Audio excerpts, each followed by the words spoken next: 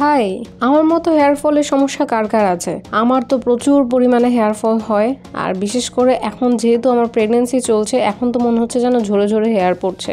এই অবস্থায় আমি অনেক রিসার্চ করে অবশেষে খুঁজে পেলাম লিটল এক্সট্রার এই অনিয়ন শ্যাম্পু, যেটা কিনা আমার ভীষণ ভালো লেগেছে।